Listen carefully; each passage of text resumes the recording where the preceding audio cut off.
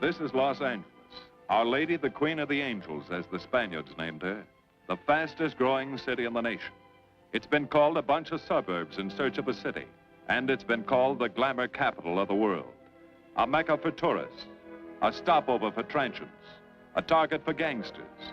A haven for those fleeing from winter. A home for the hardworking. It is a city holding the hopes and dreams of over 2 million people.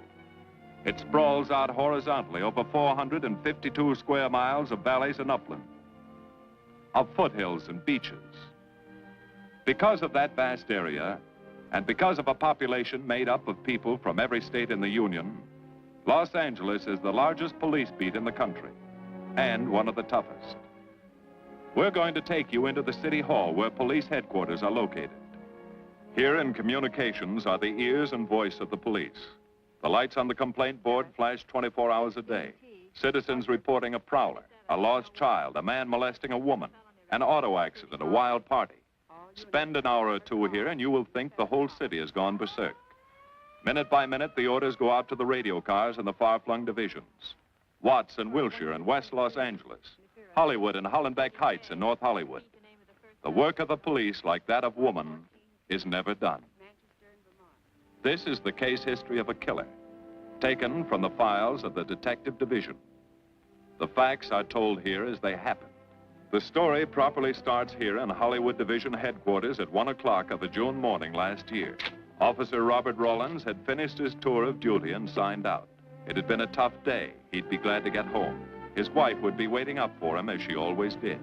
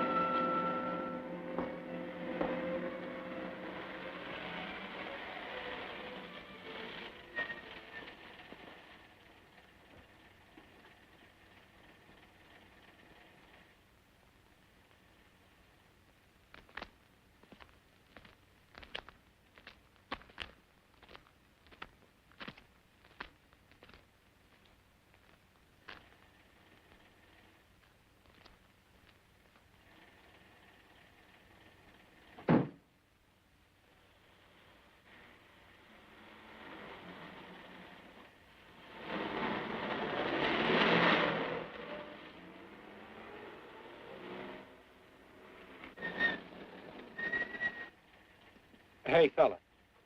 Come here. What were you doing back at that radio shop? Just looking. I was on my way home. Live around here? Yeah, a couple blocks down. Let me see some identification. Sure. Yeah, I guess I forgot my wallet. Look, lad, I've got to see some identification. How about my Army discharge? I got it right here.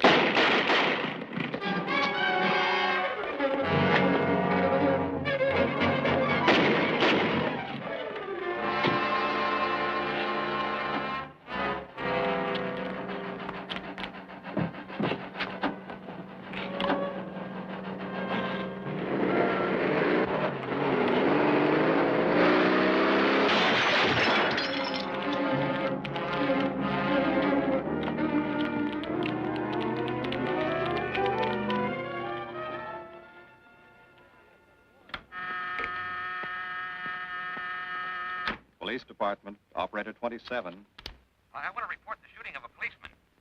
Hold on, please. Give me that again, please. I'm calling to report the shooting of a policeman. What's the address? 5057 State Street, just west of Santa Monica. Just a minute. Receiving hospital. Operator 2. Operator 27, 5057 State Street, 5057 State Street. An officer has been shot. Send an ambulance. All units in the vicinity of State Street and Santa Monica Boulevard. Proceed at once to 5057 State Street, 5057 State Street. An officer shot. Code 3.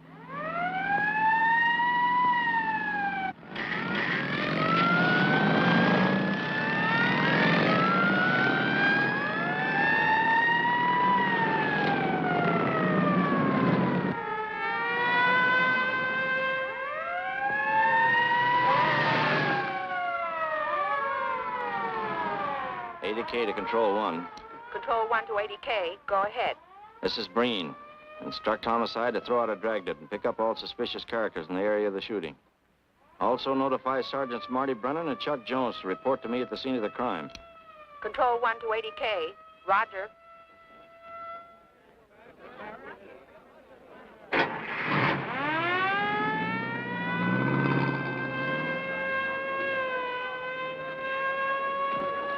I see. Well, what have you got so far? Well, not much, Captain Breen. A couple of cartridge cases. Oh, Marty, Chuck. Hi, Cap. Eyewitnesses? Who was first on the scene, reported it? I was. I live here. I'm a light sleeper, but my hearing is good. And my Did cat... the officer say anything before he collapsed? Yeah, he gave All a description of the fella. On the shooting of the officer. Suspect is a white male American. Age 26 or 7. 5 feet 10 or 11. 155 to 165 pounds. Brown hair. Regular features. Pencil mustache. Repeat broadcast. All units. Is that about it? Yes, sir, exactly. And the officer kept saying, he looked like such a nice kid. He looked like such a nice kid. As if he couldn't believe what had happened to him. I see. Is that all? Yeah. Thank you very much. Yeah, well, anything else I can do, I'd be glad to help you. We may call you. Get his name and address, will you, Bob? This door been checked, Lee? Yeah, it's okay, Captain. Find anything? Nothing but some smudges so far. Found this in the glove compartment. I think it's nitroglycerin. Doesn't look quite right. Well, check it down at the lab. Right.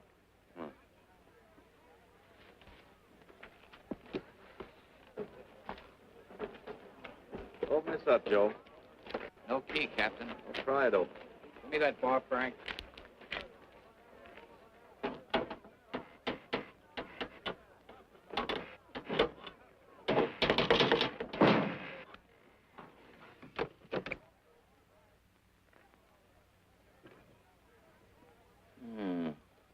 Regular arsenal. Yeah, get a load of that. What is it? I don't know. It looks like some kind of an electrical device. United States Navy. It's either stolen or war surplus. Send all this stuff down to the lab and check the serial number on that Navy equipment. Yes, sir. Captain Breen. We found these in the weeds over by the radio store. What do you got? A pair of cloth gloves, Captain. Well, he thought of everything, didn't he? All right, give them to one of the technicians. Yes, sir.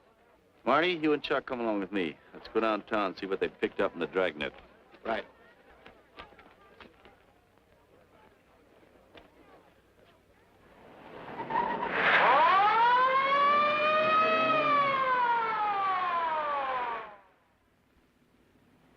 You know him, Marty?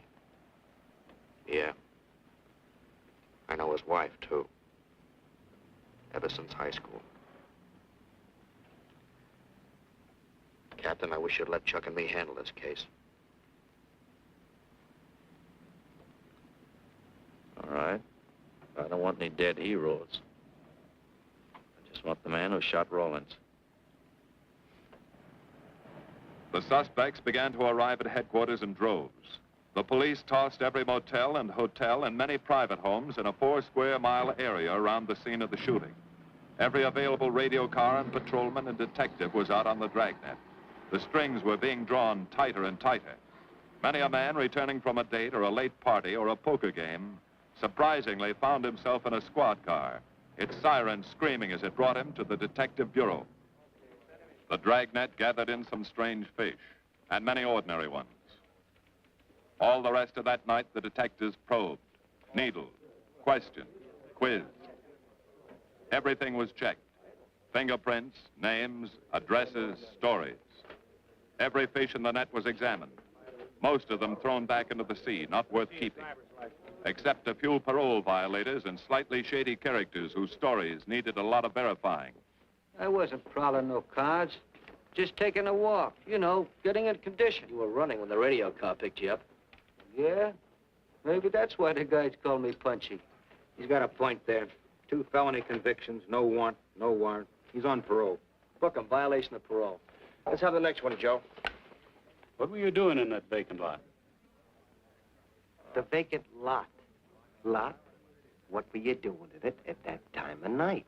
Niệm của mình cũng to lo ngồi ấy xì hữu nội là ngồi ấy 30 cái nền bị luật dưới lại của ngồi sinh thành nghĩa ngồi thành ca giờ ngồi tụ lừa đảo sang gì.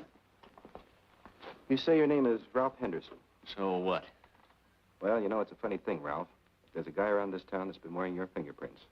Only his name is Pete Hannon. Okay. So I'm dead. So what's one more confession in my life? Now you're talking, Hammond. Okay, Andy. Hello, Harry. What have we got here? Oh, some robbery suspects. Candidates for San Quentin. Handsome here is the big shot. He runs the outfit. Have a gander at his record. Car theft, escape from reform school, robbery, assault with a deadly weapon. Not bad. Look at the heater we found on him. German Luger, fully loaded. Redhead here tried to carve up one of the arresting officers with this pretty toy. Nice boys. By dawn, many minor wrongdoings had been uncovered, and a few incipient felonies. The checking of the suspects had been thorough, painstaking, and tedious. But all the work was for nothing. The man who had shot Officer Rollins was not among them. He remained no more than a description, a shadow of a man, mysterious, elusive, deadly, hidden away somewhere in the vast city. As for Rollins himself, he couldn't help. He was in a coma at receiving hospital. Mrs. Rollins waited out the long, tense hours while her husband fought to live. Many another officer's wife had so waited. Many another will. The word came shortly after sunup.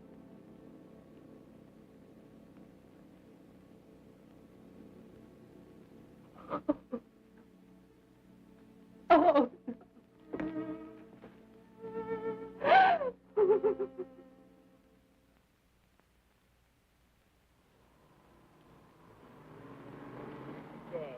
A white male American, 26 or 7, 5 feet 10 or 11, 155 to 165 pounds, brown hair, regular features, pencil mustache.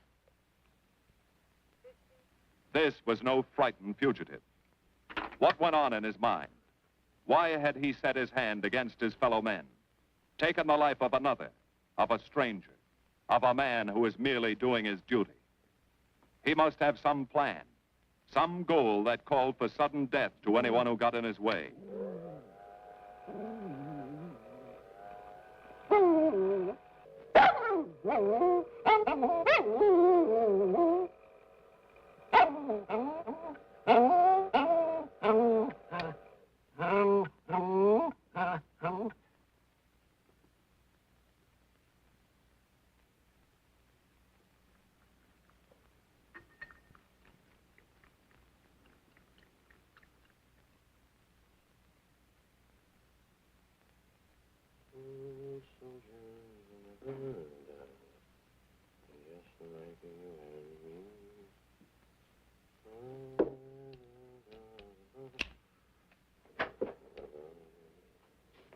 Good morning, boys. Morning, Lee. Hi, Professor. Well, I thought this was safe cracker soup. You gonna drink it, I hope? I'm really a nice guy. Stick around. I'll prove it. Come over here.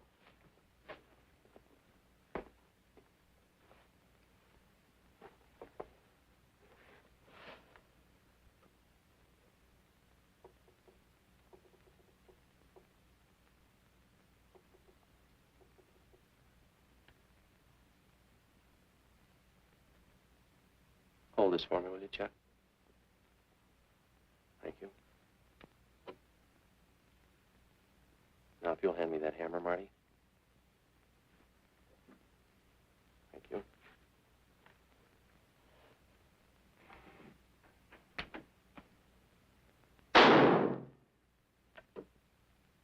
Yeah. Nitroglycerin. I didn't ask for a collection of fingers, just fingerprints. All those nice fingerprints on the car belong to the man it was stolen from, Cap. Nothing on the guns or picklocks? Not even an interesting smudge. The gloves? Common type, worn by undertakers. I'll check on them. They won't show anything. What did your scientific test show? A couple of little things. Tool identification on these picklocks. I got one under the scope. You want to take a look? Yeah.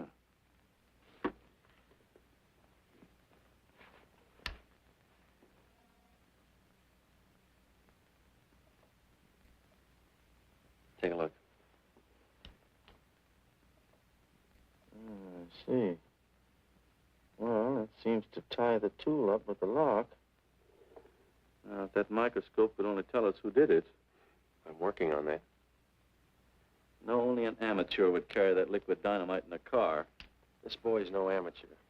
Took the precaution of desensitizing it so it'll take normal shock.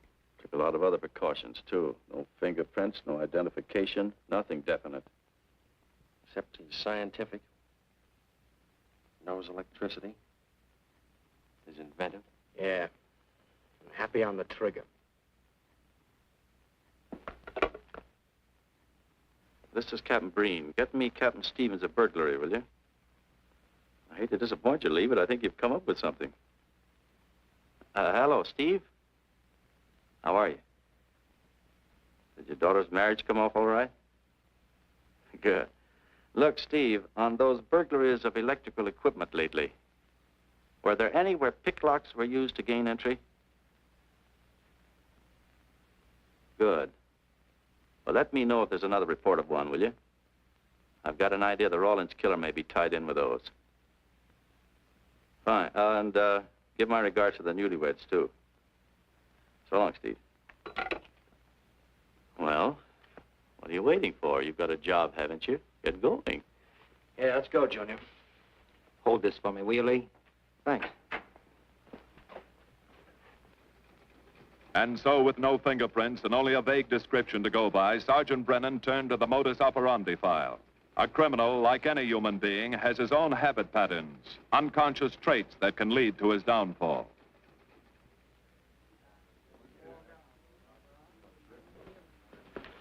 Well, there you are, Junior. List of burglars who use picklocks for entry. Oh, great. This narrows it down to just a couple of hundred suspects in this area. Give me a match, will you? That may not be so bad. This guy's improved on the system. Maybe he's left his trademark on some other job. Well, here we go, legging it all over town, asking a million questions. What you paid for, isn't it? Am I paid to associate with you, too, Junior? You could do worse. Not this year. Come on.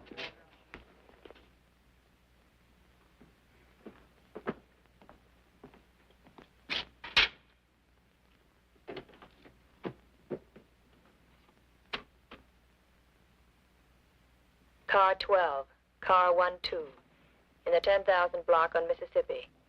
A 394-15 disturbance.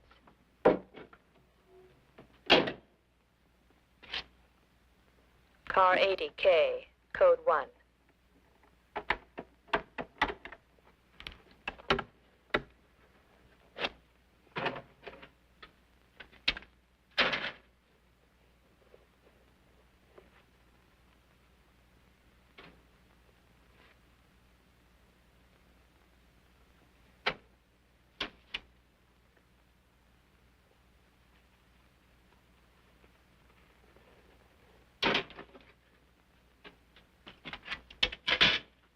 All units, on the broadcast of the suspect arrested in the shooting of Patrolman Rawlins. Cancel the cancellation. Suspect released from custody.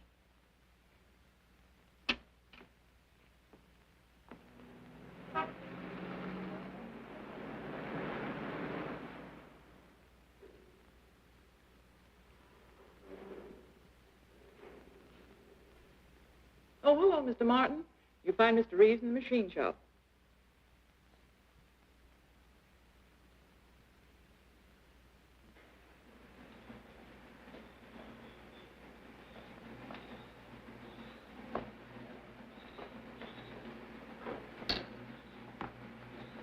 Hello, Roy. Glad to see you. How are you, Mr. Reeves? Hi. I was hoping you'd drop in. I wanted to thank you for showing us how to handle that repair job. Helped a lot.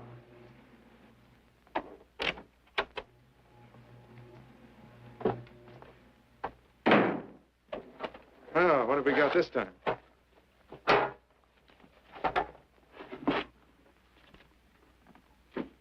Silograph.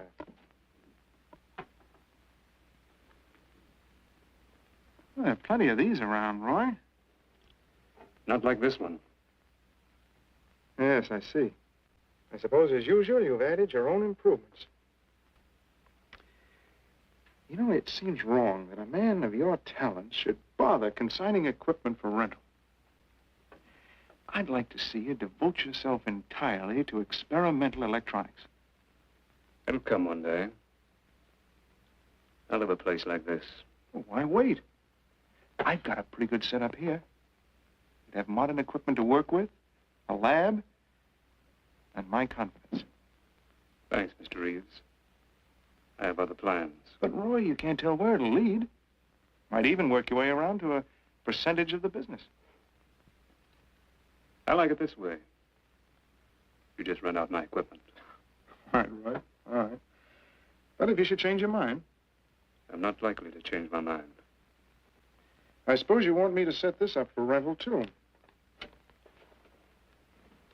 Mr. Reeves, you've already got 5 pieces of my equipment. You'd like to know what results I've had from the rental so far, hmm? Well, I can't say as I blame you. I think you'll find this satisfactory. Satisfactory. Goodbye, Mr. Reeves. And you'll come back again soon, won't you? Sure. Oh, incidentally, how's that television projector coming along? The one you said would reflect a 12-foot image. Still working on it. I just wanted you to know I've already set up a rental on it. In fact, I think they'd like to buy. It'll come pretty high. Oh, money's no consideration with this customer.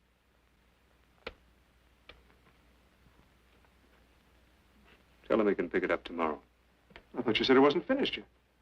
It'll be finished.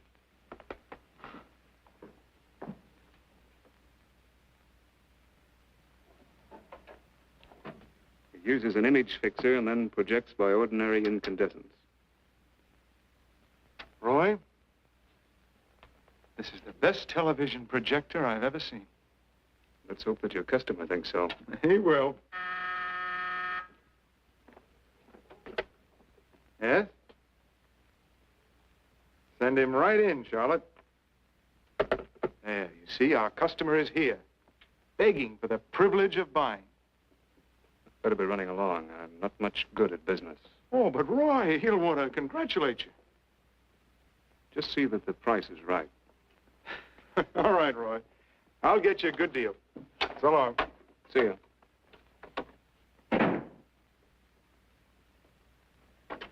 Well, Mr. Dunning, come in. Isn't it a beauty?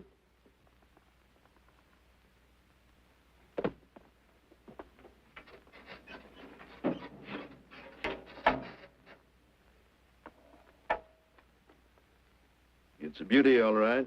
You like it? I certainly do like it. You see, it's mine. What do you mean? Let me have the police. I built it. Spent years on it. Oh, you must be crazy. Roy built this machine himself. Your friend's a crook, Paul. You've been taken in. Hello? Give me the burglary detail. Dear Jim, regarding your inquiry on a .38 caliber Smith & Wesson revolver, serial... Oh, come in, boys. Burglary detail just sent this report through. There's a man named Dunning reports tracing a stolen television projector to the Reeves Electronics Lab. Think it's a tie with the Rawlins case? Well, take a look at this fellow Reeves and see what gives. I'll notify burglary we're following up on it. Right. Come on, Junior. What else did he place with you for rental? Oh, a number of things. All war surplus that he bought on his veterans rating. Oh, is this more of his equipment? Yes. Yes, he left it here on consignment. I'm sure that Roy can explain everything.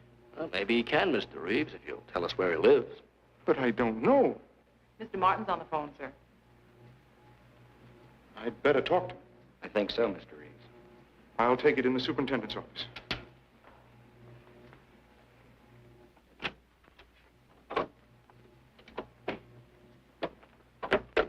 Tell him that you sold the set, and his money's waiting for him here. Find out what time he's coming by. Put Mr. Martin on.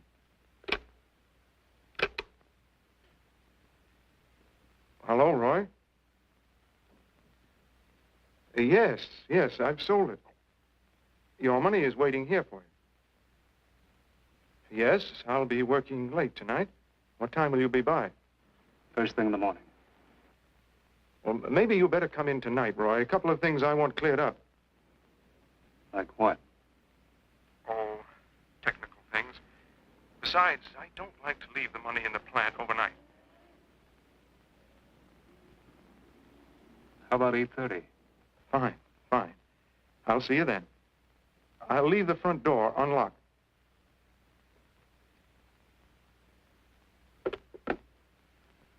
You'll be here at 8:30.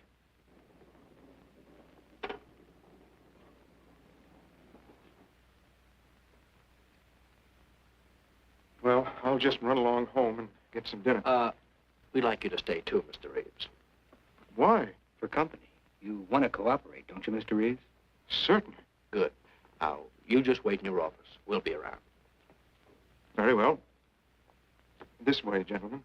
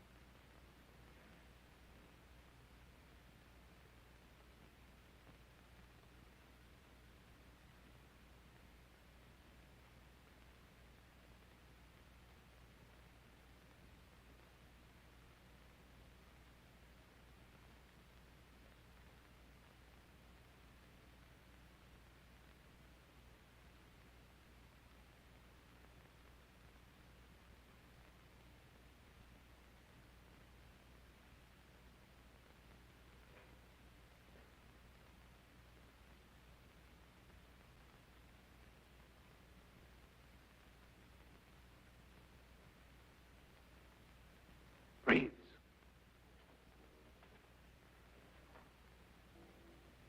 that you, Roy?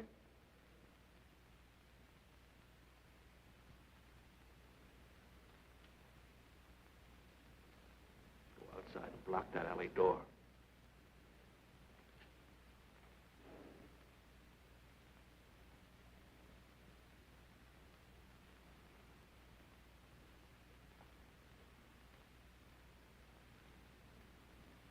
Where are you, Roy?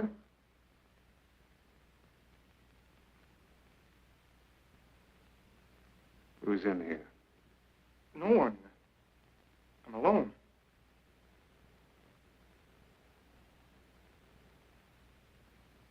Come on in. I've got your money for you.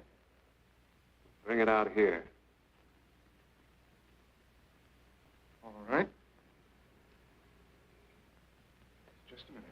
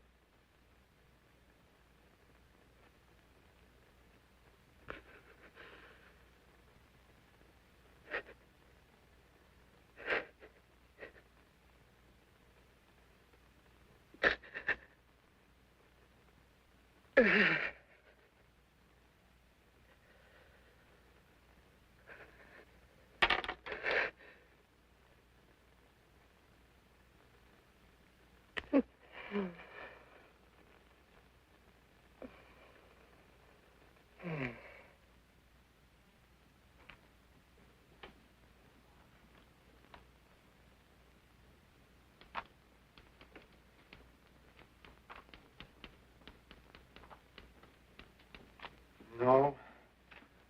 None of them even looks like Roy Martin.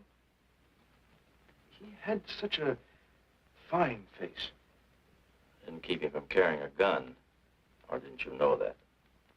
No, I didn't. I've told you all I know, all he ever told me. What about his friends? Didn't he have a girl? No, I don't think so. He had no interest in anything but electronics. Where'd he pick up the subject? Books, magazines. Mostly from the Signal Corps. He was attached to a radar unit. Get a teletype off to the War Department. That might help. Yes?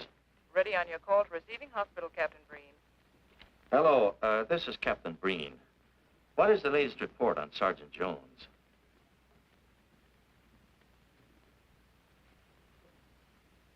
I see. Well, let me know if there's any change, will you? Thanks. Chuck's in pretty bad shape, Marty. He's paralyzed. May never walk again.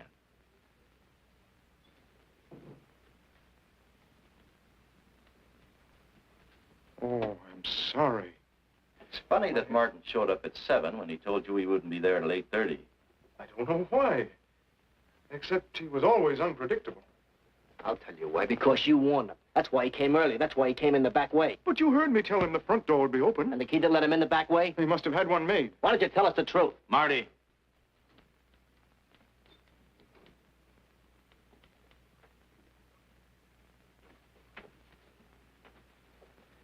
Now, look, Paul.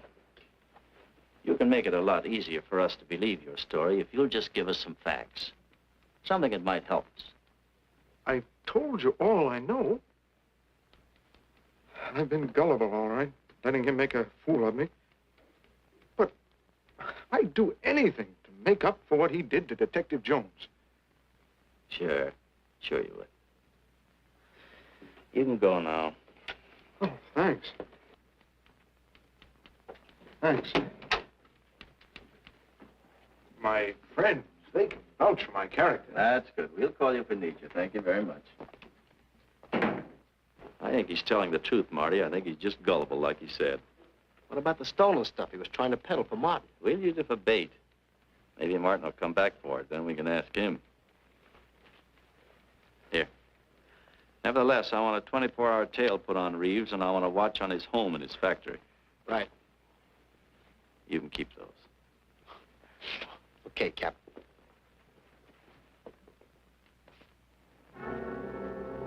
And now the killer changed his tactics, his modus operandi. It would baffle the police. They always expected burglars to remain burglars, not go in for stick-ups. They'd never tie this up with him. So wearing a variety of disguises, coming and going like a shadow, ready to kill if cornered, he struck the bottle stores in a one-man blitz that had the robbery detail dizzy.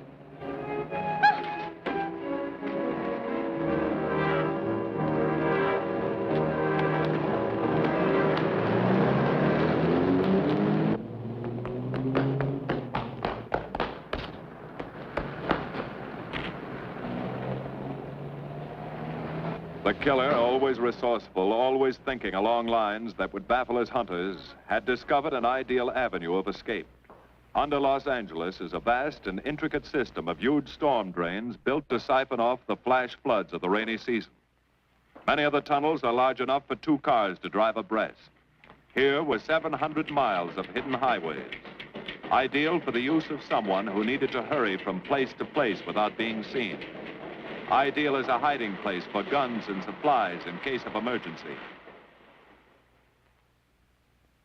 What is it, Lee? Well, the reason I asked you to come over is I think I've hit on something. An identification? No, not quite, but a tie-up. Now, These are the shells from the gun that killed Rawlins. These were fired in the liquor store holdup in which the bandit got away. And these were fired at Chuck. Now, as you know, every ejector, even in guns of the same model and caliber, is different. Each one leaves its own markings on the cartridge casing. Now, look at these fine striations. This deep gouge. The same on all three. In other words, the man who killed Rawlins and the man who shot at Jones and Brennan, the stick-up who's blitzing the liquor stores are all the same man. Right. All we need to know is what that man looks like. Get me Chandler and robbery, will you? I've got an idea about that. Also, it'll give us a chance to see if Reeves is on the level with us. Steve, Breen, about those blitz holdups you're on. Round up all the victims and have them down here tonight, will you? Oh, it's just a little scheme. Thanks, Steve. That's good. Now I'll sketch another one of the same type, only this time thin it out a little, huh? All right. Hi, Lee. How's it coming? Be ready for tonight? We'll be ready. Think it'll work? It should. Where'd you get the idea? From a kidnapping case in Chicago. But I thought these slides might be an improvement over the method they used. Could be. Captain thinks so. Good evening, ladies and gentlemen. May I have your attention for a moment, please? You've all been asked to sit in on a little experiment tonight. We're going to try to build a picture of a face. A face of a man who's cunning, resourceful, and deadly. He's a man who killed a police officer. Now, some of you he held up at the point of a gun. You may have seen his face, remembered something about it. And we want you to tell us exactly what you remembered. Whether it's his hair, eyes, nose, or mouth. And we're going to try to put those pieces together so that they add up into a picture of the face of the man we want. Now, you can see how we're depending on you. Lights? Now, first, we're going to concentrate on the type of hair our man had. And if the picture looks anything like his hair, I want you to speak right up. All right, the first slide, Lee.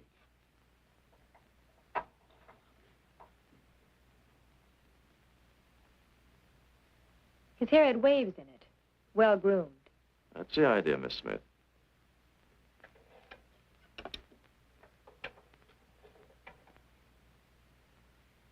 Is that any closer? No, it was parted on the side.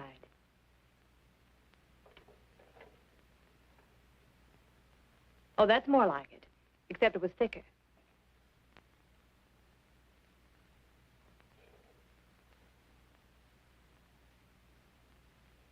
Oh, that's very close.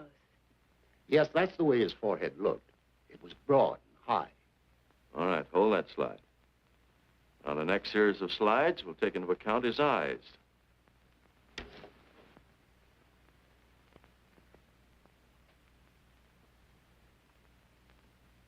Oh, 1 minute, please. Wait, 1 minute. His eyes were a little like that. Maybe a little smaller, like beads. Go on, Lee.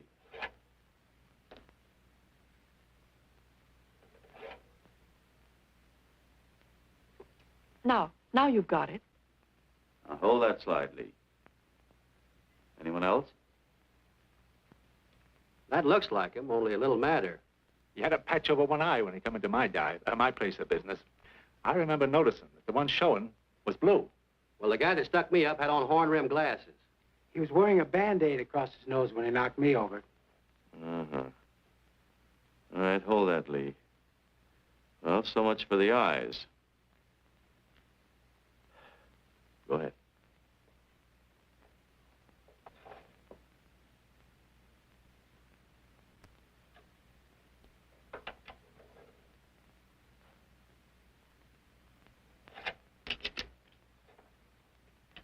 Señor Capitán. Yes, Miss Montalvo? Ay, ¿cómo se dice en inglés? A sus órdenes, señorita. Ah, qué bien. En este bandido, la nariz fue chata, como aquella, pero un poco más chata y más ancha. Like that, Captain, but more snubbed, wider. Try another one, Lee. Como aquella. Casi la misma. She says that's about it. Thank you very much, Miss Montalvo. Get Reeves. Any more comments? That's pretty close, all right. Pretty close. Perfect. All right, now we'll start on the mouth and chin. The next series, Lee. I think his lower lip stuck out more. The mouth was thin and mean, like it never laughed. Go ahead. Something like that, but thicker lips. There. That's it. That's him. All right, now hold that right there, Lee.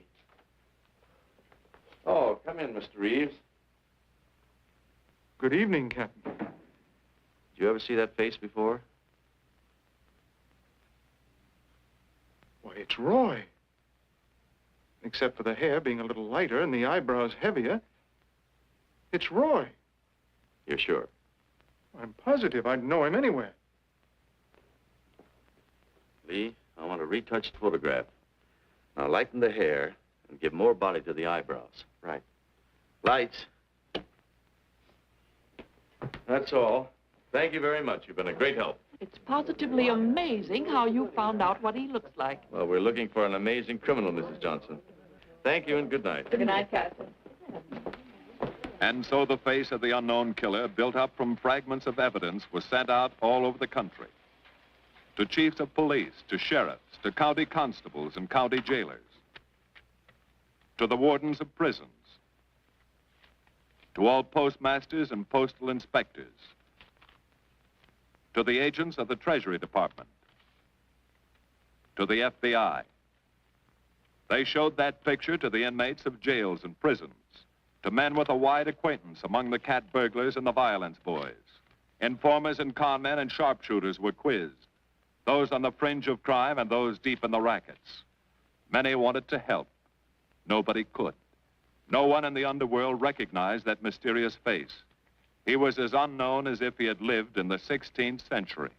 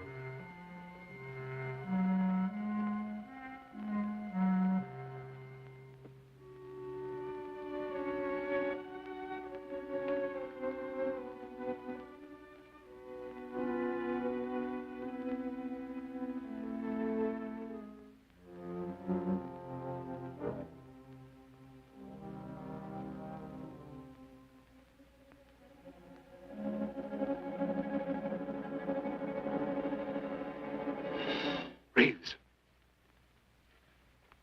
Roy. Listen carefully, Reeves. Control yourself. I know you're alone in the house. Act like you're alone. Cops are watching every move you make. The police here? They got you staked out like a muskrat hide, watching you around the clock. Here at your plant, tailing your car. Sit in that chair. Pick up 3 books.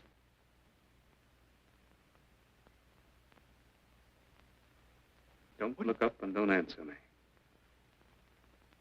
All right. But glance at the books.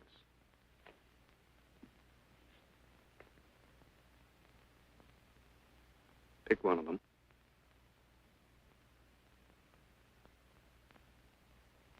K. Now, that's the book you want to read before you go to bed. Now, get up and turn off the lamp.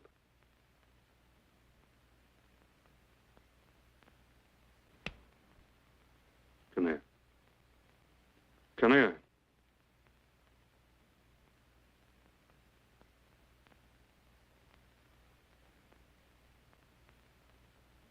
Go in the den.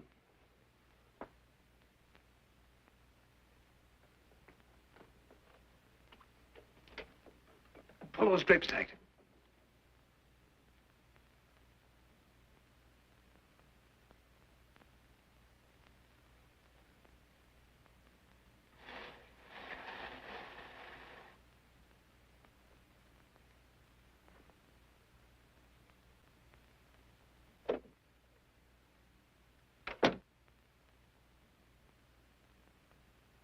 Now get away from him.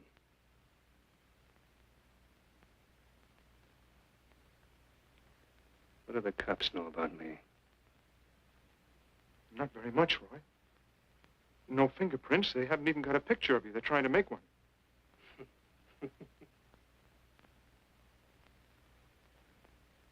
How much cash you got in the house? None. I never keep any cash in the house. It isn't good business. I suppose you think it was good business letting me walk into that trap. No, Roy, no. Don't do anything you'll regret. Now, listen to me. It isn't too late. Give yourself up. Come to your senses before you kill someone else.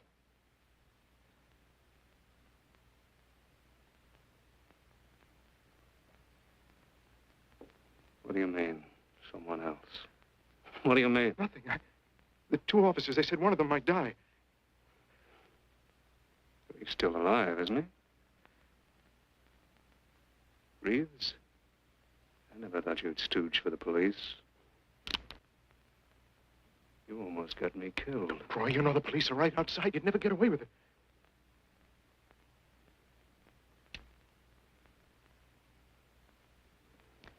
That's right. Now you're being sensible. I know there's money here. Where is it? Don't worry. I'll get it.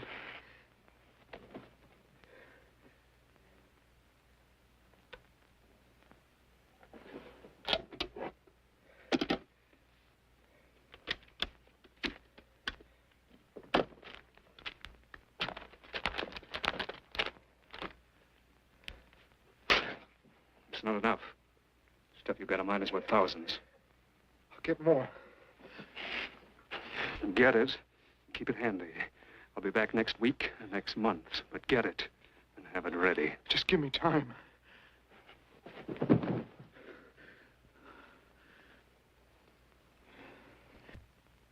Oh! Look, I don't want policemen outside my house following me around. That's what made Roy suspicious. I'm leaving in the morning. I'm afraid I'll have to disappoint you, Paul. Unfortunately, you're our bait. I won't do it. I've done enough. Look, no one's done enough until we find this killer. I asked you to keep a sharp lookout on this house, Marty. I did. Two of the best undercover men in the department were assigned here. That didn't keep Martin from getting in. What's the matter? You tired?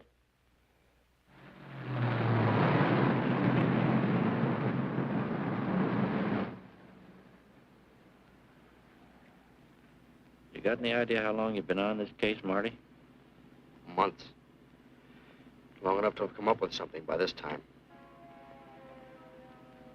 You know any more about the Rawlins killer than you knew the first week? Yeah.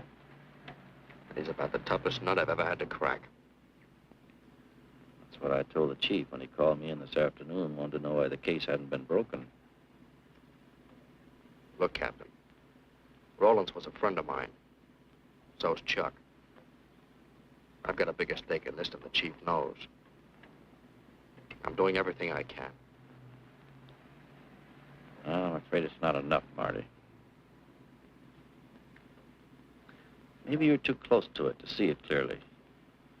Maybe it needs a fresh team, a new viewpoint. I think you better take a couple of weeks off, Marty. Starting tomorrow. Anything you say, Captain.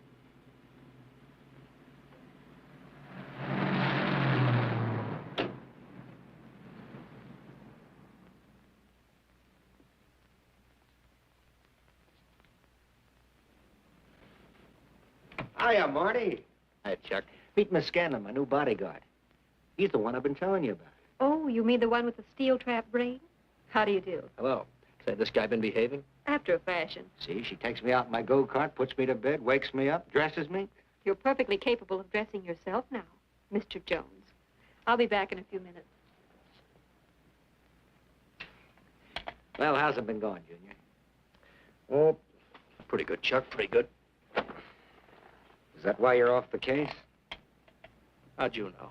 Breen was in to see me this morning. Oh. Suppose he also told you they put a new team on the case. He told me everything. Yeah. Let's see what his new boys dig up.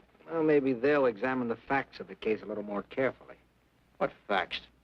That our man's sharp? That he's intelligent and works alone? That he has no record, never leaves a fingerprint, and knows every move we make? Sure, plenty of facts, only they add up to nothing. Sure, forget it. You got yourself a 10-day vacation. Go on down to the beach, get a suntan. By the time you get back, the case will be broken. Isn't that what you want? You know better than that. All I know is what I hear. You sit there batting your gums about how the old man let you down. Maybe he's trying to wake you up. He's got a funny way of showing it. There you go, flying off the handle. Always taking things for granted. I wish I could get up and boot some sense into you. He knew what this case meant to me. He still does. That's why he's trying to get you mad enough to do something about it. You don't really figure that's his idea, do you? I know it is. Ah, it's a tough case, Chuck. Not an angle, nothing to go on. You'd know what I meant if you were out working with me. I have been working with you. That's all I've had to do lately, just sit around studying what little facts we have, trying to figure out who he might be. You know the kind of a guy we're up against, then. I tell you, Chuck, this guy's a genius the way he operates. As if he were right there with us every time we go out after a lead. Oh, sure. Breen's been tipping him off just to make you look bad. Yeah, almost like that. Boy, he beats us to the punch every time. There's your angle. You just hit it on the head, but you don't see it. Look, start adding. 1, he's unknown to the underworld. 2, he beats you to the punch, right? And 3, it's almost as if he were with you. Isn't that what you said? Yeah? Well, tie that up with a lot of other little things, like the fact that he uses a police gun and the accuracy of the shooting. Anybody could buy a police gun, and the Army could have taught him how to shoot. Yeah, but who taught him how the police operate? Oh, I know what you're driving at, Chuck. But a cop. Those things happen. Yeah. Now, if I were still in the case, I'd start with our own department first, then Santa Monica, Culver City, Burbank, Pasadena. See you later, Junior. Hey! Don't let him out of your sight, beautiful. It's the first time in years he's used his head.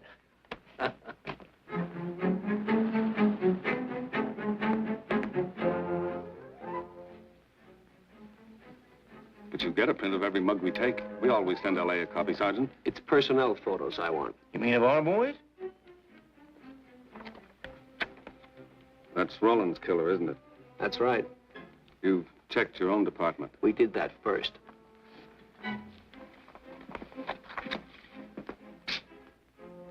And so the tedious quest went on. Sergeant Brennan wore out his shoes and his patience, going from police station to police station, checking photos until his eyes were blurry. For police work is not all glamour and excitement and glory. There are days and days of routine, of tedious probing, of tireless searching, fruitless days, days when nothing goes right, when it seems as if no one could ever think his way through the maze of baffling trails a criminal leaves. But the answer to that is persistence, and the hope that sooner or later something will turn up, some tiny lead that can grow into a warm trail and point to the cracking of a tough case.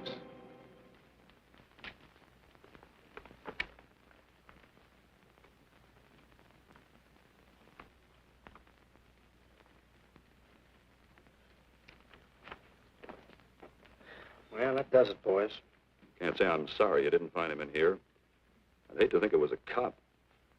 Doesn't seem to be anybody. Just a lot of pieces of a face that never existed. Would you mind if I see that again? Sure, frame it. Put it on your dresser. Wait a minute. He wasn't a cop. He was a radio technician right here in our dispatch office. What did you say? I'm saying he worked here in 42. Well, come on, give. I remember the kid well. He was sort of strange, never bothered with anyone in the department, just kept to himself. But he was in line for promotion when he was drafted. Where was he living at the time? I don't remember. Try the dead files. He never asked for his job back after the war. I remember writing to him about it, though. He was an excellent worker. Oh, yeah, here we are. Yeah, this is it. Took a while before he answered, but like he says in the letter, he wasn't interested.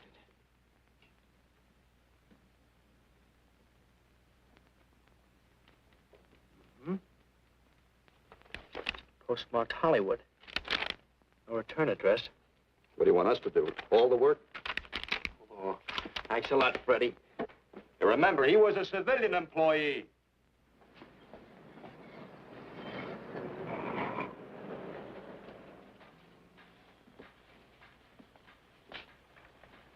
Well, how about it? Anybody recognize him? Not on my route. I never saw him before. Yeah, okay, fellas. Thanks very much.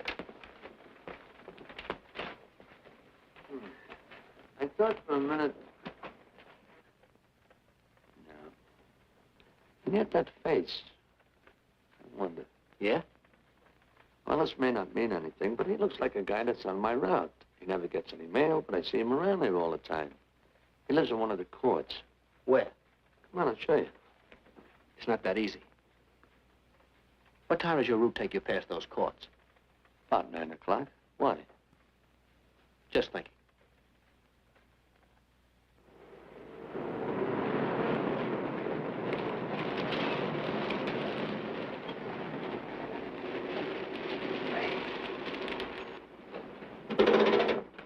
You got any chocolate milk? Sure have, buddy. Yeah. Thanks. Which apartment? Straight on back. Second in the yell. Number 7. Right. Kind of warm today, huh? Oh, it's not too bad for this time of the year.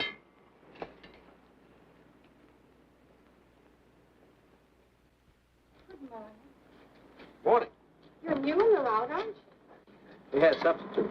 What happened to the other fellow? Sick. Oh, what's the matter with him? I don't know.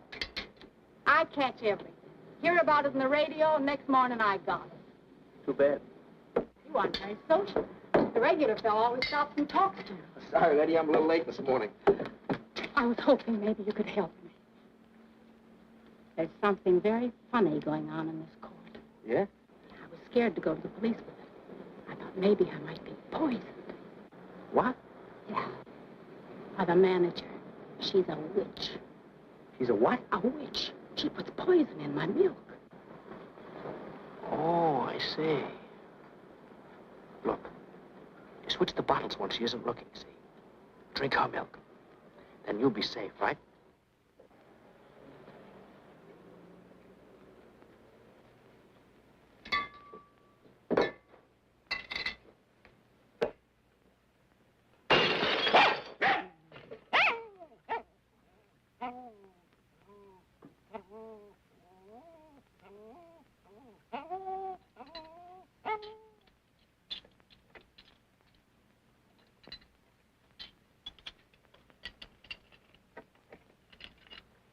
Why, I had a little accident. Got a mop, I'll clean it up. Leave it be. I'll clean it up myself. Okay, mister.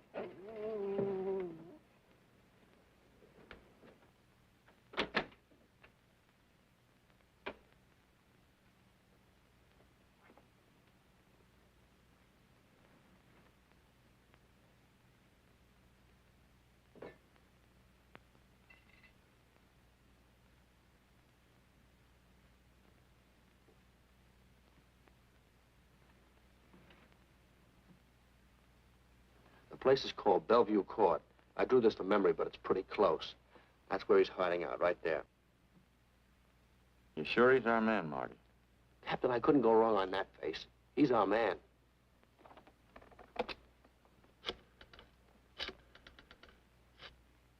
Now, there are 5 cottages in this area, and 2, numbers 6 and 7, in the L at the end of the row. Our man lives in number 7. This building department plan will show you the whole layout. It's bounded on 3 sides by Fuller, Santa Monica, and Poinsettia. Now, the court is partly surrounded by a high wall. Breen, homicide. Good. You keep your eyes open until we get there. Morgan has just gone into his bungalow alone. Any questions? All right, you all have your instructions. Let's go.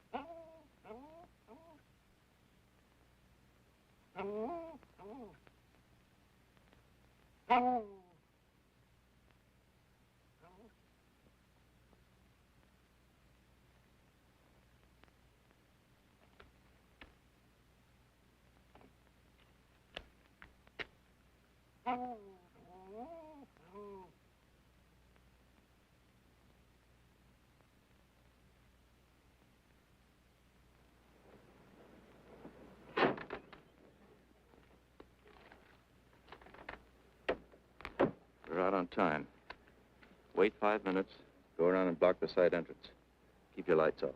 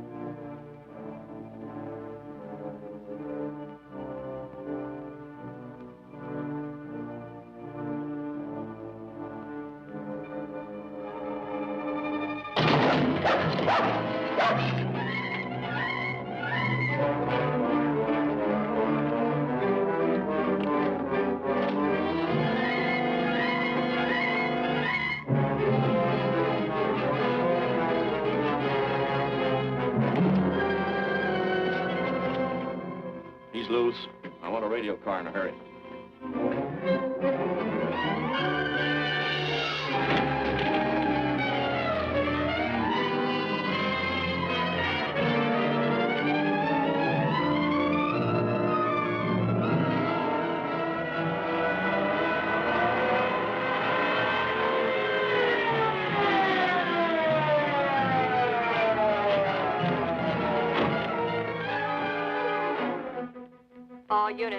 All units in the vicinity of Santa Monica and Fuller.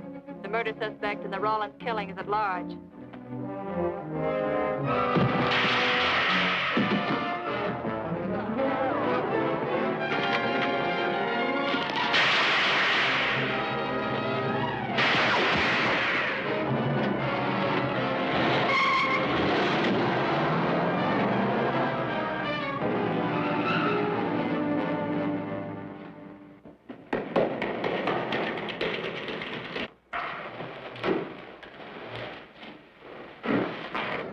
I want a map covering the storm drain system in this area. Get it and meet me at Venice and Garfield. Jones, Miller, you stay here in case he comes up for air. I want a man at every other drain entrance along this line. He's got to come up somewhere. Come on, Marty. You're driving.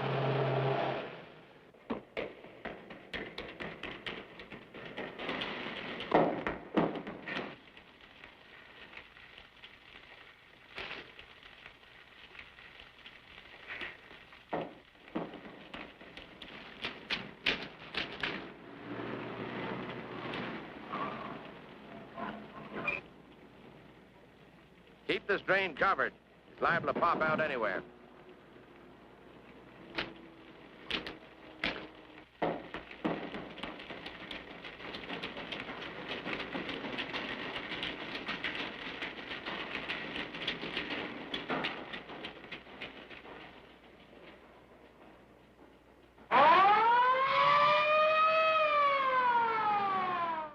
Why Venice and Garfield, Captain? It's the main intersection of the system. We can head him off that way.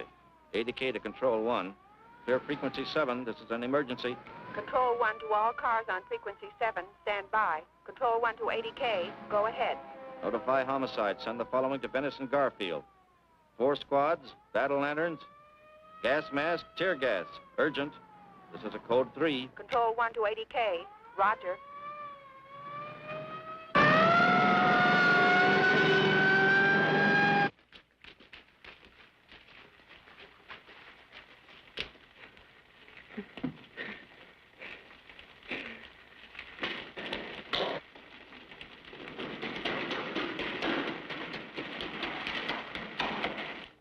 Probably head down this main drain to where it comes out at the Rio Hondo.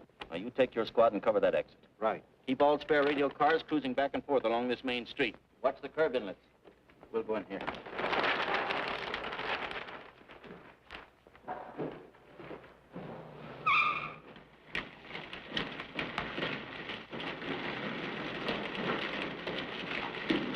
Any sign of him?